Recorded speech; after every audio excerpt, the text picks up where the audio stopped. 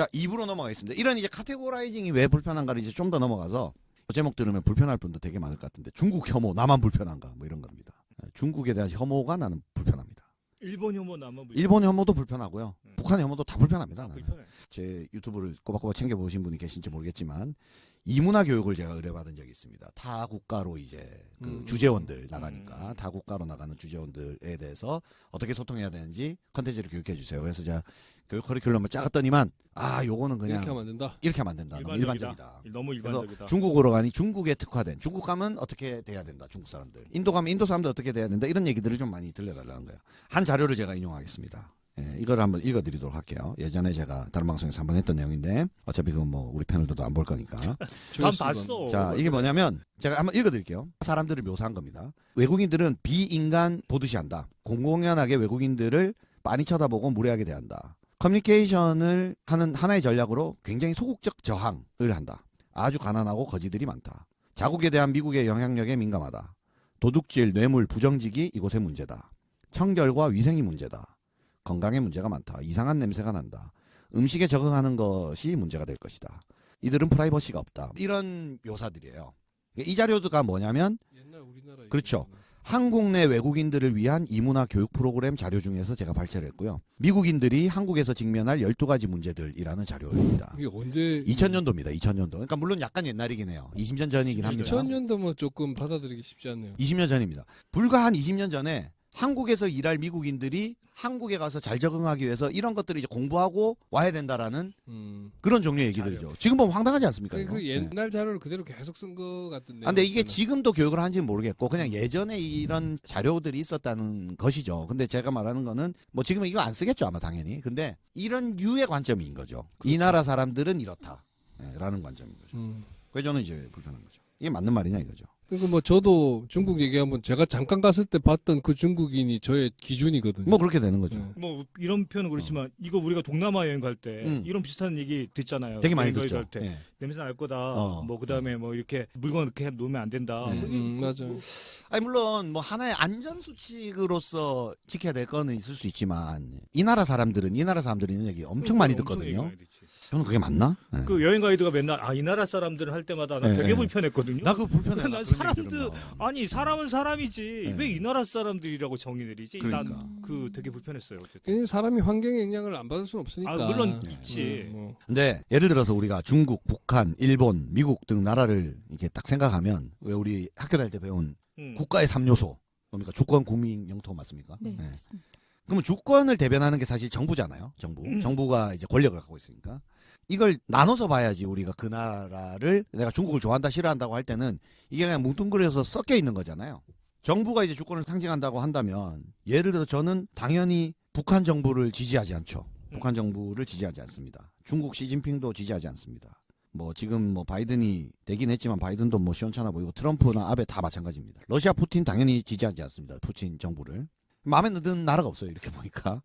근데 국가란 거는 그 정부로 대변되는 주권이 있지만 또 국민들이 있잖아요. 국민. 그러면은 저는 아베 정부 싫어하고 일본 별로 안 좋아하는데 사실은 그렇게 따지면. 근데 국민을 싫어할 필요는 없잖아요. 그 안에는 나랑 잘 맞는 사람도 있고 안 맞는 사람도 있을 거고. 우리가 중국 사람 싫어할 필요가 없는 거죠. 그리고 마지막으로 영토만 보자면 저는 일본 보수 정부에는 극렬 반대하지만 일본 여행을 제일 좋아하거든요. 일본 여행 가면 너무 좋지 않아요? 저도 좋아요. 볼 것도 너무 많고 그 안에 뭐 생활 양식도 있고 자연 건물, 구조물 다 좋은 게 너무 많습니다. 그리고 뭐 이 외에 이제 국가의 3요소는 아니지만 뭐 문화 이런 것도 있을 겁니다. 생활 양식이나 우리가 즐기는 문화적 컨텐츠 같은 것들. 이런 표현으로 치면 저는 일본 문화의 영향을 가장 많이 받은 그렇죠. 사람 중에 한 그렇죠. 사람이잖아요. 많이 즐기시고. 일본 애니메이션 엄청 좋아하죠. 근데 저만 해도 뭐 일본 애니메이션을 좋아하진 않지만 근데 독수리 형제는 엄청 좋아했어요. 제가 제일 좋아하는 로봇은 철인 이치파루입니다. 태권브이보다 철인 이치파루를 더 좋아합니다. 그리고 일본 특유의 어떤 그 약간 과장과 외설은 싫어하지만 특유의 그 B급 감성들은 또 되게 좋아합니다. 약간 병마코드들은. 하루키는 별로 안 좋아하지만 이토준지는 저는 몇 번이고 다시 이제 봅니다. 뭘 말하냐면 그냥 다 좀 쪼개서 봤으면 좋겠다 이거죠. 묶지 말고 자꾸만.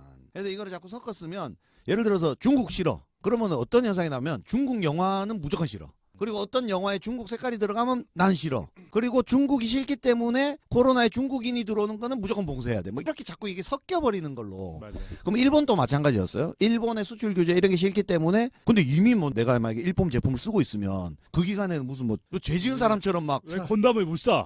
죄 지은 사람처럼 막 해야 되는 일본 이런 거 차 있잖아요. 정비 안 해주고 막 그러니까 그랬잖아. 문화, 정부, 국민 이런 걸 다 섞어가지고 하나로 이게 묶어서 이렇게 해버리는 거. 저는 그래서 한일전 축구 이런 것도 너무 과열 같아요, 그냥.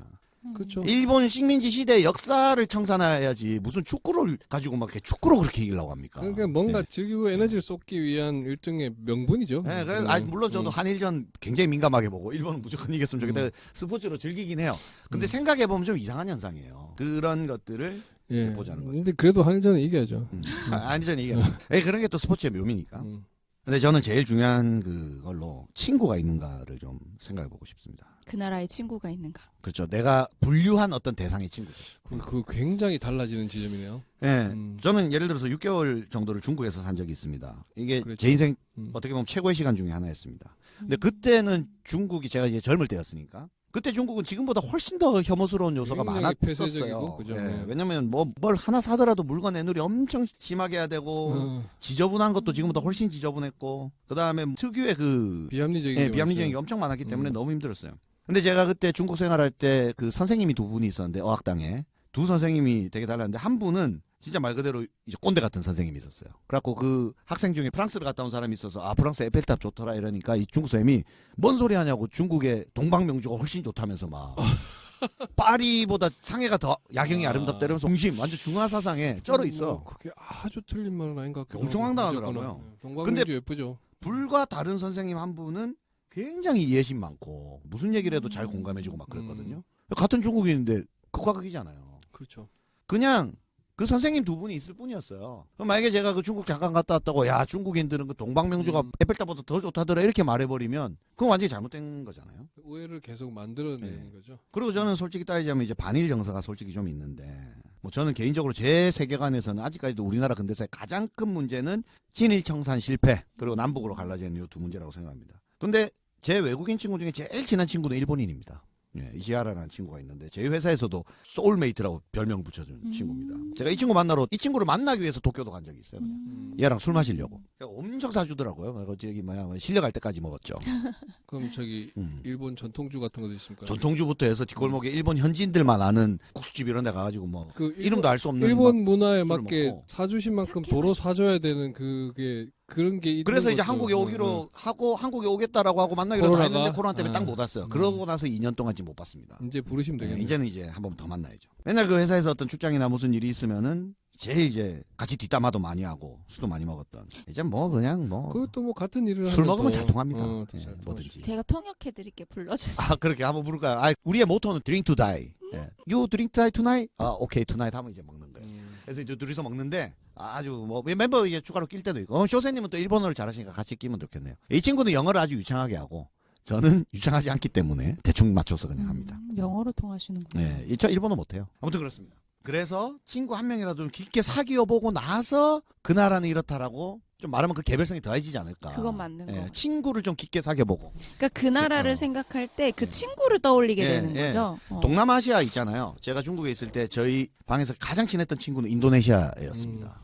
정말 똑똑하기도 하고 착하기도 했어요. 그냥 그 친구와의 관계가 있는 거죠. 근데 인도네시아 사람은 어떻다 이렇게 말하는 거는 반대죠. 저는 그 혐오 감정이 네. 되게 무섭다라고 생각했던 게 일본에서 재난이 많이 음. 일어나잖아요. 지진이라든지 해일 피해라든지 이런 게 되게 큰 게 터져서 뭐 사상자가 발생됐다 뭐 이러한 영상에 뭐 잘 됐다라는 댓글이 밑에 아. 이게 담겼어. 그럴 때 너무 소름 돋는 거예요. 맞아, 이게요 바로. 네. 내가 거기에 가족이나 친구가 있다고 생각하면 그렇게 생각 못 하거든요. 그러니까 이게 정권, 국민, 영토 이 세 가지를 분리하지 못하는 사고. 이걸 그냥 뭉쳐서 보는 거예요. 그때 소름 그게 돋더라고요. 다 뇌가 게을러서 그렇다니까. 이거를 분리하는 사고가 돼야 되는 거죠. 북한도 똑같죠. 그런 노력을 하지 않기 때문이라니까요. 네, 이게. 북한 정권이 잘못된 거지. 그죠? 조금 이걸 좀만 더 확장시켜서 이런 카테고라이징이 똑같이 불편한 게 사실 이제 페미니즘과도 연관이 됩니다. 제가 그런 질문을 받을 때 되게 난감해요. 어떤 질문이요? 페미니스트냐고. 뺨이냐고. 뺨이냐고. 그것도 되게 난감해요. 이 뺨이라는 팸이냐 반팸이냐. 용어에 담긴 함의가 그렇죠. 어떤 입장에 있느냐에 따라서 전혀 다른 의미이기 때문에 너 누구 편이냐 이런 거 아니야? 그렇게 그러니까. 되죠. 근데 그렇게 그게 누구 편을 물으면 어떻게 정의해? 그리고 페미니즘 자체가 스펙트럼이 되게 넓은 얘기인데, 그럼요. 그죠? 뭐 그 얘기를 결론적으로 하긴 해야 될 것 같습니다. 제가 대학 가서 처음 느낀 거는요. 제가 고향이 부산이잖아요. 학교는 서울에 있는 학교를 다녔고 추석 때 시골 내려가 이런 얘기 듣는 게 아우, 저도 제일 불편했습니다. 와이프한테 아직도 아니 무슨 부산이 시골입니까? 우리나라 제2의 우리 도시. 이번에 시골 언제 가냐고. 근데 그 제가 시골 내려가는 걸 불편해하는 것도 또 불편이더라고요. 시골이 내가 나쁜 왜 것도 아닌데. 시골이 맞아. 시골이 나쁜 것도 아닌데 아무튼 이런 구분이 있는 거죠. 그래서 우리가 통상적으로 생각하는 시골이라는 정의라는 게 있지 않습니까? 네. 나름. 서울 중심 외에는 다 서울 외에는 다 시골. 다 시골이요. 뭐 그런 것도 있고. 그거 있잖아요. 부산에도 맥도날드가 있냐 뭐 이런 거 있잖아. 농담삼아 얘기하고. 요새는 안 그래. 요새는 안 안 그러겠죠. 그래. 아니 저희 와이프가 예전에. 저를 놀린다고. 아. 부산에 스타벅스가 있어. 말하면서. 그리고 그때만 해도 저는 이제 저희 집안 아주 보수적인 집안 환경 속에서 전라도 사람 혐오 발언을 엄청 많이 듣고 컸습니다. 네. 아 저도 아, 전라도 진짜? 사람이 네. 아니기 때문에 결혼할 수 있었습니다. 아, 제가 진짜? 경상도인이기 때문에 네. 경상도인이라는 표현 이상한데 아, 진짜 그러고 TV에서 보니까 뭐 나오면 전라도는 저희 얘기 부모님도 그랬던 것 같아요. 밥상머리에서 엄청 많이 하셨어요. 경상도 사람 만나지 말고 그랬던 것 같아. 아 진짜 그래요. 어. 네. 그리고 또 재미난 거는 군대를 딱 갔는데 군대에서는 전라도 경상도 다 필요 없고 제주도 상사를 만나면 안 된대요. 제주도가 제일 독하대. 저희 부대에서 아. 그런 얘기를 한 적이 있어요. 제주도. 아, 진짜? 그러니까 이게 다 선입견 아닙니까? 그러니까 이게 분류할 때 가장 먼 네. 거를 이제 일종의 제일 마지막으로 그리고 이 생각이 잘 안 바뀌잖아요. 이런 한번 한 번 생기면 안 고정하기 바뀌죠. 잘. 근데 이제 행동경제학 얘기로 넘어가겠습니다. 행동경제학에는 이 손실회피라는 이론이 있다고 하는데요. 직관적으로 이해되는 건데 손실회피 이론은 뭐냐면 행동경제학에서 예를 들어서 동전 던지기가 세상에서 제일 뭐 심플하고 공정한 게임 아니겠습니까? 50대 50이잖아요. 동전 던져서 앞면 뒷면.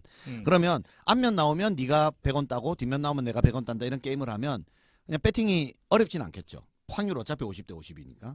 근데 신기한 거는 1,000원을 걸고 동전 던지기를 해서 따가자라고 했을 때 배팅하는 사람의 수에 비해서 만약에 이게 10만 원, 100만 원, 1,000만 원 금액이 높아지면 배팅하는 사람의 숫자는 현격하게 줄어든다라는 거죠. 근데 우리가 이걸 너무 당연하게 생각할 수 있는데 수학적으로는 말이 안 되는 결론입니다. 똑같은 왜냐면 그러니까. 똑같은 확률의 게임인데 왜 배팅을 적게 하냐 이거죠. 음. 내가 딸 확률이 줄어드는 게임에 배팅을 적게 하는 거는 당연히 수학적으로 맞는데 확률이 똑같은 게임에 왜 배팅하는 숫자가 줄어드느냐는 그거야 내 재산 상태 때문이죠. 그렇죠. 근데 이게 왜 그러냐면 이거를 뭘로 말하냐면은 확률이 중요한 게 아니고 확률이 중요한 게 아니에요. 내가 행동 잃은 경제학에서 뭐냐면요. 무언가를 잃을 것에 대한 손실에 대한 두려움이 먼저 생각나는군. 먼저 생각나고 그것이 얻는 크면 효용보다 클수록. 최소 2배 이상 크게 느낀대요. 그렇지. 그래서 이 배팅 숫자를 맞추려면은 금액이 커질수록 예를 들어서 확률을 동전을 높여줘야 동전을 되는 2개 던져서 음, 하나라도 앞면이 나오면 네가 딴다.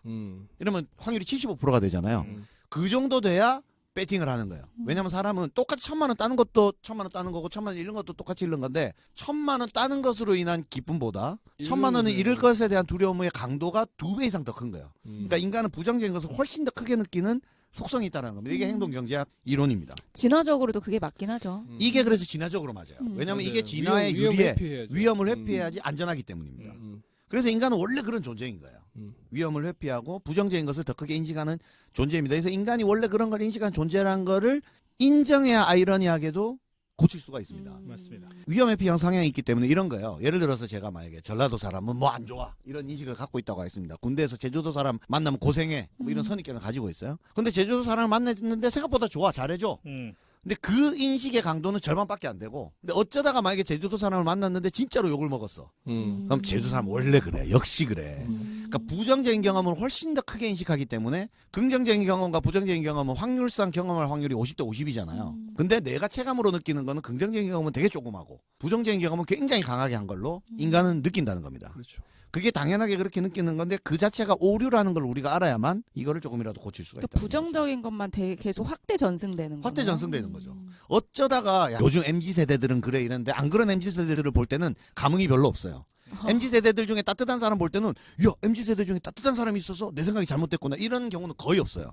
그냥 인지를 못해 그런 경우는 제 성격 좋네요 끝나. 근데 어쩌다가 차가운 MZ세대를 한번 만나잖아요. 야 MZ세대는 차가워. 역시. 예. 이 인식의 강도가 확 들어온다는 겁니다. 근데 이거를 나쁘다라고 생각하면 못 고칩니다. 이거는 이게 사람을 구분짓고 이런 건 나쁜 게 아니라 그냥 인간의 자연스러운 본성이다. 그렇게 이제 생각하고 원래 그렇구나 생각하고 그렇지만 그런 인식이기 때문에 조금 바꿔야 되죠. 오늘날 페미니즘 논쟁 얘기를 하고 이제 마무리. 이건 난 별 얘기도 안 했는데 이렇게 시간이 빨리 가. 별 얘기도 안 얘기 했는데. 많이 했어요. 이번 그 대통령 선거에서 왜 1번 남, 2번 남, 2대 남, 여성가족부 폐지 이 공약 하나로 그냥 뭐 쫙 표를 끌어가지 않았습니까? 슬프다고 생각해요. 네. 이게 도대체 뭐가 문제입니까 여기서? 편을 딱 갈라가지고 이쪽 편이 훨씬 더 표가 된다고 생각해서 그랬는지 어땠는지 아니면 진짜로 여성가족부가 정말 없어져야 마땅할 조직인 건지 어떤 건지 한번 생각을 좀 해봐야 되는데 우리 아까 이제 그 질문으로 한번 가볼게요. 당신은 페미니스트냐? 페미니즘에 찬성이냐? 반대냐? 조금 더 나가면 이제 동성애 찬성이냐? 반대냐? 뭐 이렇게 이제 우리는 그 질문을 하게 되겠죠. 저는 어떤 질문을 던지고 네 입장을 정해라 이거 자체가 굉장히 무례한 폭력 같아요. 맞아요. 누구 편이야?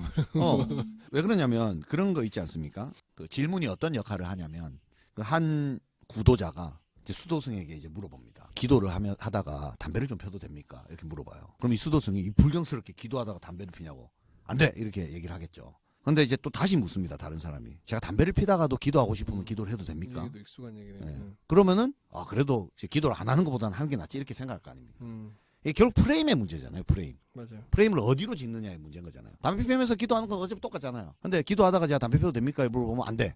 근데 담배를 피다가도 제가 기도하고 싶으면 기도해도 되나요? 그러면은 그래도 기특하다 이럴 거 아닙니까? 이게 똑같습니다. 어떤 배가 난파돼가지고 A라는 대안을 쓰면은 1000명 탑승객 중에 A라는 대안을 쓰면은 200명을 살릴 수 있어요. 100% 확률로. 근데 B라는 구조작전을 쓰면 100% 확률로 800명이 죽습니다. 그럼 어떤 걸 선택하시겠습니까? 이러면 사람들이 A를 많이 선택한다는 거죠. 똑같은 얘기네. 똑같은 얘기예요, 근데. 또 200명이 산다나 800명이 죽는다나 1000명 중에. 어떤 프레임 안에 딱 갇혀버리면은 그 안에서 사고를 하게 되면 그 프레임을 지워준 사람에게 말려버리는 거예요. 그래서 우리는 당신 페미냐 페미 아니냐 찬성이냐 반대냐에 대답할 필요와 가치가 없다고 생각합니다. 저는 질문을 깨는 게 중요하다. 이렇게 생각합니다. 그 마치 그 설국열차 그 영화에서처럼 이 문을 열어야 되냐 말아야 되냐로 싸울 게 아니라 열차를 폭파시켜버리잖아요. 그런 것들이 이제 중요하다 이렇게 생각합니다. 이렇게 이제 편견 갖고 이제 진영끼리 대결하면 제가 볼 때는 문제는 결국 진영에 나뉘어서 대결하는 사람이 손해를 봐요. 맞아요. 지금 이대남 이대녀 뭐 이런 것도 페미니즘 여성주의 이슈로 서로 이렇게 막 갈등 일으키고 하면은 의견을 내는 건 좋은데 그 사람들이 제일 손해를 본다니까. 20대 남성 여성들이 마치 이거하고 똑같아요. 최저임금 인상 이런 거 했을 때 편의점 알바랑 편의점 주인이 막 서로 네가 잘했네 네가 손해보네 하고 싸우는데 건물주만 그걸 보면서 이득을 얻듯이 그러니까 우리가 싸워야 할 상대와 목적이 누구인가를 분명히 하자는 거죠. 그 좀 전선을 좀 바꿨으면 좋겠다는 거죠. 그러니까 이대 남들이 여성들 때문에 자기 누리는 게 막 침해받는 것 같잖아요. 그 여성들을 우대해줘라 뭐 여성 할당제를 해줘라 이래가지고 막 자기가 얻어야 될 것도 못 얻는다 자기 거를 빼앗긴다 이런 것 때문에 지금 갈등을 일으키는 요소들이 있지 않습니까? 그래서 20대 여성하고 대립해봐야 20대 남성들이 아무런 이득을 못 얻어요. 그렇죠. 전 오히려 그런 것들을 갈라치기 해서 이쪽에 지지를 얻음으로써 기성세대들이 오히려 이득을 얻었으면 얻었지. 그런 갈등을 통해서 서로 뭔가를 이제 얻기가 힘들다라는 얘기를 하는 거죠. 이건 또 뭔가 문제의 본질을 잘못 알고 계시네요. 이런 댓글이 달릴 것 같은 느낌이 근데 좀 들긴 보통 그런 하는데. 것 같아요. 내가 강자로 싸우는 게 힘들잖아. 그렇죠. 약자는 좀 만만하고 또는 싸울만 해 보이는 사람을 가지고 싸움을 걸게 되잖아요. 아 그렇죠. 인간은 그러니까 질싸움을 잘 안 하니까. 그러니까 약자들끼리 또는 그 사실은 단합해야 되는 사람들끼리 싸우게 되는 거죠. 자, 이제 이 사례로 좀 마무리를 하고 싶습니다. 우리 여성 할당제 폐지하라고 지금 남성들이 많이 주장하고 있거든요. 근데 그 여성 할당제에서 정확하게 말하면 공직에서 그걸 많이 쓰고 있는데 정확하게 말하면 여성 할당제가 아니라 성별 할당제가 있습니다. 실제로. 남성들이 너무 많다 보니까 근데 그거를 이제 성별 할당제로 해서 특정 한 성이 몇 % 이상 넘지 못한다라고 그 공무원 채용 시에 그러니까 특히 이게 있다고 반대로 합니다. 여성이 많아도 똑같은 얘기죠. 그러니까 이제 실제로 지금은 이런 시험을 봐서 들어가기 때문에 실제로 최근 몇 년간은 여성들이 더 많이 들어갔대요. 그래요. 근데 그게 뭐냐면 할당 그걸 맞추기 위해서 붙은 사람을 떨어뜨리는 게 아니라 안 붙은 사람 중에 그 비율만큼 추가로 좀 더 뽑아주는 거거든요. 그래서 최근에는 여성들이 더 많이 합격을 해가지고 실제로 남자들을 조금씩 더 뽑아줬대요. 그게 남성이 어느덧 그 혜택을 보고 있었어. 근데 황당하게 지금 남성들 입장에서 여성할당제를 국회에서 폐지하라고 주장을 하고 있어요. 이걸 잘 모르는지. 그러니까 이런 거는 최소한 좀 잘 알고 내가 그 제도에 지금 수혜를 보고 있는지 피해를 보고 있는지 팩트 체크는 최소한 해야 되는 거죠. 또는 같은 정부 아래 또는 같은 나라 안에 관계를 맺고 살아가는 일원의 한 명이기 때문에 내가 100% 이익 보고 어떤 제도 때문에 내가 100% 손해 보고 이런 게 없어요. 내 그렇죠. 가족 중에 하나가 또 그런 혜택을 받을 수도 있는 거고 나랑 밀접한 친구 중에 한 명이 또 그것 때문에 손해 볼 수 있는 거 다 이렇게 연관되어 있는 거지. 그렇죠. 그런 게 참 어려운 점이긴 합니다. 물론 뭐 이 갈등을 제가 뭐 해결할 수 있는 대안을 말하는 게 아니라 저는 이제 이 틀에서는 이 우리가 틀이 조금, 너무 불편하다. 벗어나 왜 보자. 없는 사람끼리 싸우냐. 되게 극단적으로 예. 많이 생각하시죠. 이 싸움을 붙여놔야 기존의 파일을 갖고 있는 놈들이 유리하거든요. 예, 예. 거기에 우리 휘둘리지 말자. 만약에 20대가 다 같이 단합해가지고 니들 빨리 물러나라 이래버리면 어떡할 겁니까? 그러니까 둘이 싸움을 붙여야죠. 예, 그죠? 20대들이 30대들이 다 같이 단합해가지고 막 전개도 진출하고 우리가 많이 해보겠다 이러면은 얼마나 위협적이겠습니까? 그러니까 갈라놔야죠. 예.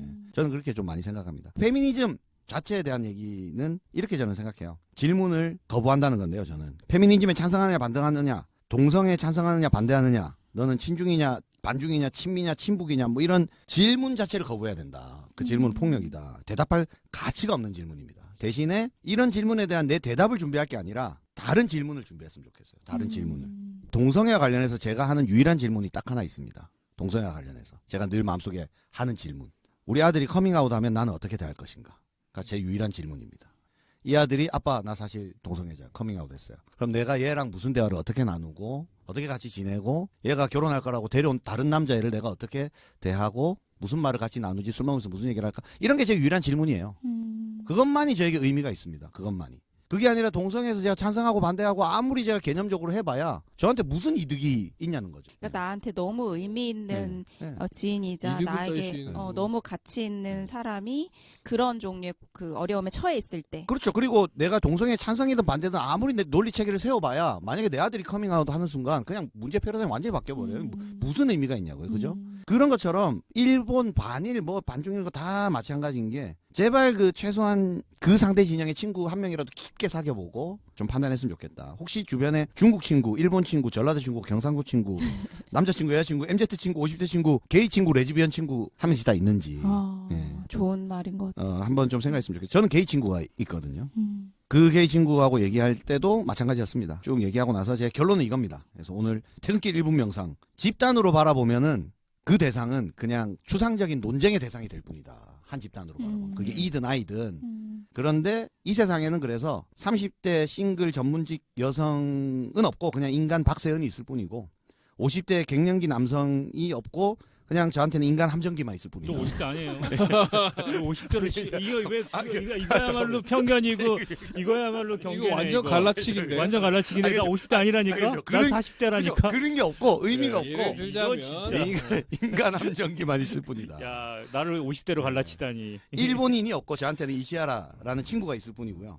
그렇게 우리가 좀 생각하면은 문제를 보는 눈을 다르게 볼 수 있지 않을까. 요즘 여자들 페미니즘 페미들 꼴페미 뭐 반페미가 없고 내 옆에서 고생하고 있는 그냥 여자 동료가 있을 뿐입니다. 그냥 그 한 개인 이아무개. 그래서 집단에서 개인으로 봐서 질문을 깹시다. 자, 이상 오늘도 너무나 유익했던 방송 마무리하도록 마무리가 하겠습니다. 이래. 아, 오늘 불편했던 얘기 좀 하고 나니까 되게 마음이 불편하네요. 재밌었어요 저는. 예, 재밌었어요. 예상 여기까지 하겠습니다. 고맙습니다. 감사합니다. 예, 고맙습니다.